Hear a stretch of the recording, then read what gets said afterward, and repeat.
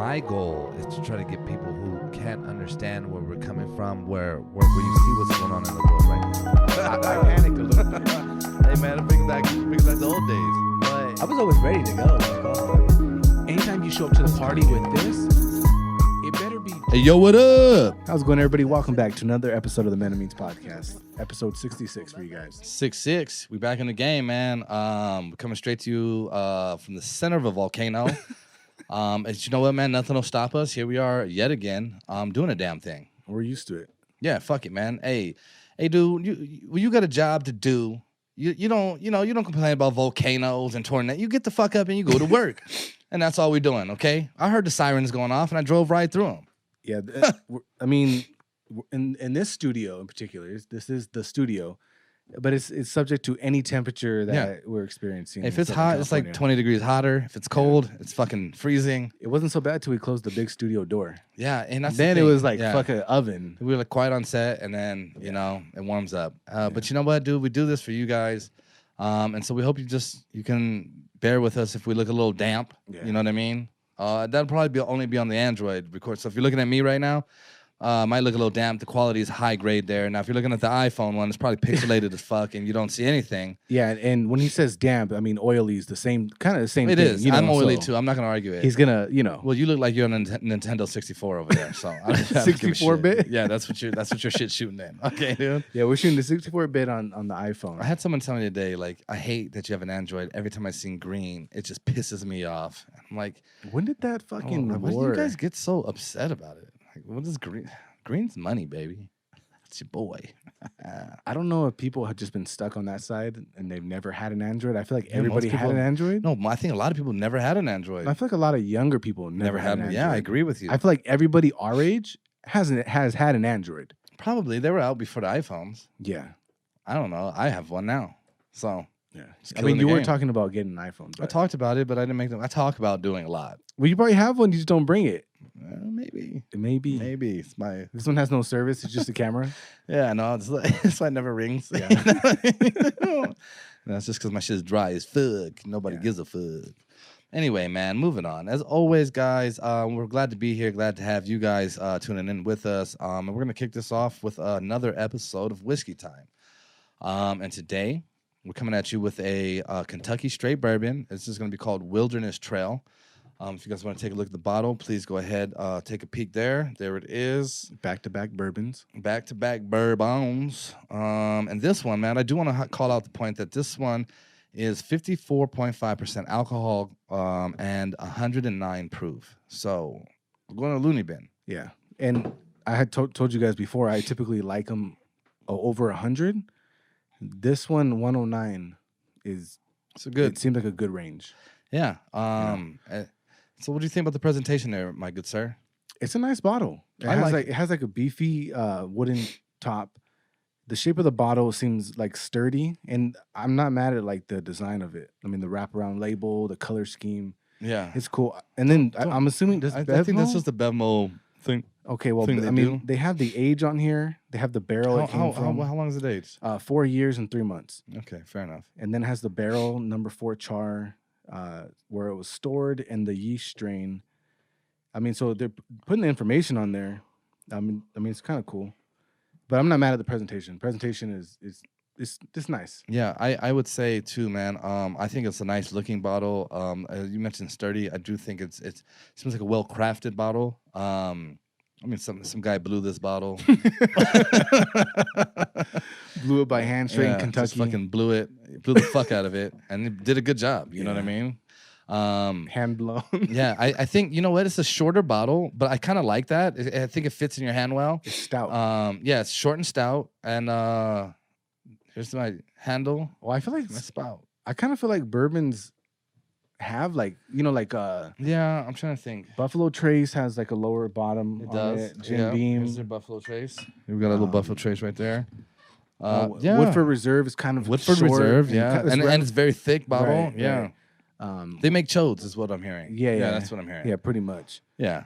And they do have an interesting label on it, dude. The Wilderness Trail. It's like a tree kind of with like, it looks like a praying mantis is in the middle of a tree. It's That's a what I'm getting WT. Yeah, I get what it is, Yeah. but it does look like, like they just Like that shit from Comedy Central. What the fuck that was at night? Adult Swim. It looks like the mantis that was on Adult Swim. Yeah, being in front of a tree. it does look like a mantis. So that's my take on that. They tried. I think the color of the whiskey actually looks really nice. It's dark. But dark and clear. If that makes sense to you. Even when you pour it, we kind of got ourselves poured up here, but it's just a nice, real golden, kind of syrupy.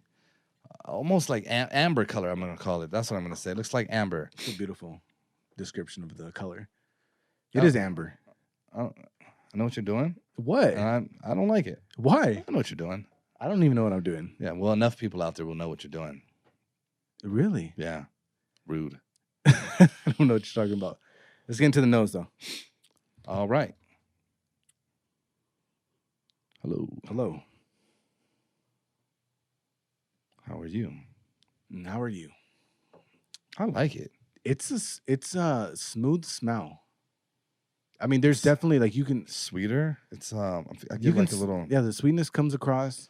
like caramel. Maybe like a caramel in there. Dude, I have what I want to say it is, and I can't think of what it is.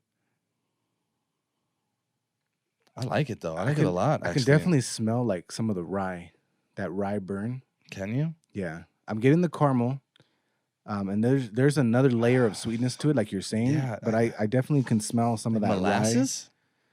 Rye. I don't know, but I enjoy it, man. It's that, and maybe it's these glasses. Those obviously play a role, right? These glasses are very they dissipate the hard alcohol scent, but I like it. Yeah, but you can smell that it's higher volume. I don't, for it being that high, I don't smell it much at all. But in a very smooth way. Right, Like it's not off-putting, but I can smell that it's definitely higher than 40. Sitting at 54, right? 54. I can kind of smell that, and I appreciate that because it kind of cuts down on some of that sweetness. It does. So, but I do get an overwhelmingly sweet sensation coming out of it from me personally. Which I on the nose, I don't mind. On the nose, I'm all for it. I don't like too much of an alcohol vibe coming on the nose. It's a little harsh, a little much to manage. But here, I feel like I want security blankets on with this one. This one, I'm being swaddled. You're being swaddled. This one's 64% corn, 24% rye, and 12% malted barley in the mash. Maybe it's sweet corn. And they use a copper pot. Oh, so like a Duracell. Yeah, copper top. Copper top. Yeah, I just had to say something dumb. I did it. Well, yeah, man. I'd say that on the nose, it's pleasant. It's smooth. It is. Smooth. It definitely is. And yeah, it's. I hope it tastes as smooth as it smells. We'll see. Oh, let's test it out. Cheers.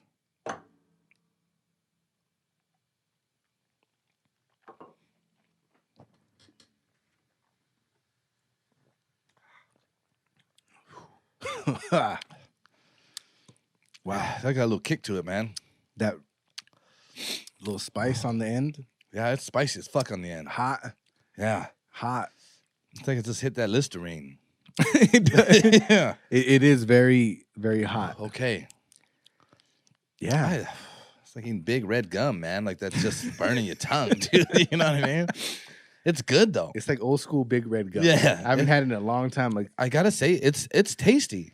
It's damn tasty because the sweetness on the nose is not as prevalent on the it's on the not taste. so because I don't like the super sweet, like the honeys. Yeah, I'm gonna pass, right? Yeah, but this, so you would think it would be from the nose. Yeah. Woo. Yeah. But this hits you. Wow. This is where that 104 or 9 proof comes in. 109. Comes in and it kicks you in the mouth a little bit. Yeah, I kind of like how it cuts to the sweetness though. It's still kind of burning. I want that's probably got to be rye as well. You know that rye, that Sure. spicy rye with the alcohol content, and just that the level of the alcohol content and the mash build, you can just tell like it just kind of knocks the sweetness down. Like Yeah. it kind of kicks it in its face. You know what I mean? Agreed. Which I'm not completely mad at that because it kind of in a way is a very hot, spicy drink at the end, but it's not overly sweet. Right. So it kind of pairs well together. I think they balance each other, right? Yeah, I think Like, it's very that's- balanced. I think it is sweet, like when the first sensation is For you like get 2 that- seconds. Yeah, I mean, if that, right? It is a quick and it's gone. But you do get that, and then it kind of lingers around and marries itself with the pepper and the spice. The pepper and the spice take over, and they dominate. Get in your fucking room. You know what I mean? Yeah. But then the sweet's like peeking back around the corner till the end, like I'll be back, and then it comes back just a little bit. Just a touch. Yeah, just let you know It's not asleep. you haven't gotten rid of me. and but it's nice. Yeah. I like that. I enjoy the peppery drink. I'll tell you this, man. I said we're in the center of a volcano. This shit just erupted, though. This is a hot beverage to drink. Yeah. It'll warm you the fuck up. Okay. I feel like I'm sweating more. Yeah, I am. I feel like I'm soaked. All of a sudden, I'm getting. You guys can't see it because I'm pixelated, but it's Yeah. like a layer of sweat building after that drink. It just warms you the fuck up. It does. It definitely does. But I like the balance. I think it's very balanced. So I agree. I'd say from that aspect, palate, it's good. I like it. yeah, it's a good palate. I mean, again, this is something I've never even heard of. Wilderness Trail, right? Never heard of it. Price point? Let's say like $75. Okay, it looks at least 60. Yeah, Just looking at it. Yeah, I think it was about. No, I don't think so. I think it was like 70 with Yeah, tax. I'm sure it It was. was like 70 out the door. It doesn't look cheap, is what I'm saying. Yeah, and I mean, and for us here, man, I think that's kind of for price point, especially. I think that's kind of middle of the road. You know what I mean? Like we go a little more than that, we go a little less than that, but I think this is kind of like our middle of the road, doing $60-$70. So it fits right into kind of where we've been, and I think it hangs itself well with the other huge names as far as Scotch goes, right? Right. I think Buffalo Trace is obviously a little cheaper. Buffalo Trace is pretty good on its own, but I get a question. What do you think, Buffalo Trace or Wilderness Trail?